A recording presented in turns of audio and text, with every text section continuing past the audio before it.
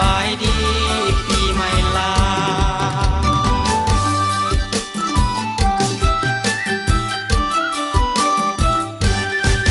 วันนี้เป็นวันปีใหม่หัวใจแสนชื่นเบิกบานบุญสงกรานต์เป็นงานประเพณีลาฮีตของเก่าที่สาวลาวสืบทอดกันมาพอถึงที่13 เมษาสาวลาวก็พาพร้อมกันทำบุญตามประเพณีมีมาแต่เดิมดาเท่าภาษาทุกเผ่าต้องร่วมกันเข้าห่วมแห่งห่วมใจพากันจัดงานสร้างสรรค์ฉลองวันปีใหม่สาวลาวแต่เหนือถึงใต้มวลซื่นแจ่มใสฉลองปีใหม่ลาวสบายดีสบายดีสบายดีปีใหม่ลาวสบายดีสบายดี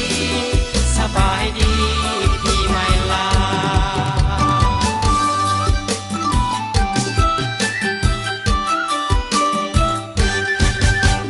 สง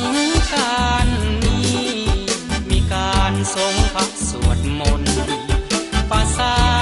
ทุกคนมีสุขล้นส่งน้ำให้พรมีการบาสีสุข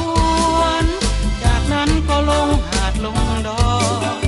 หัวใจแสนซื่นอรสรลงหาดลงดอนฟ้อนลำวงสามัคคีบุญปีใหม่ปีนี้วันนี้ขออวยพรใส่ฝากบทเพลงบรรเลงส่งไปปีใหม่ทุกท่านจงโชคดีจงมีแต่ความสุขีปีใหม่นี้ให้โชคดีทุกคนปีใหม่นี้ให้โชคดีทุกคน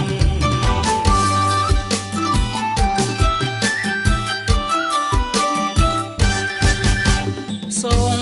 กรานต์นี้มีการทรงพระสวดมนต์ภาษาทุกคน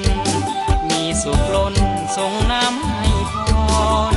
มีการบาสีสุขวนจากนั้นก็ลงหาดลงดอนหัวใจแสนซื่นอรสรลงหาดลงดอนฟ้อนลำวงสามัคคี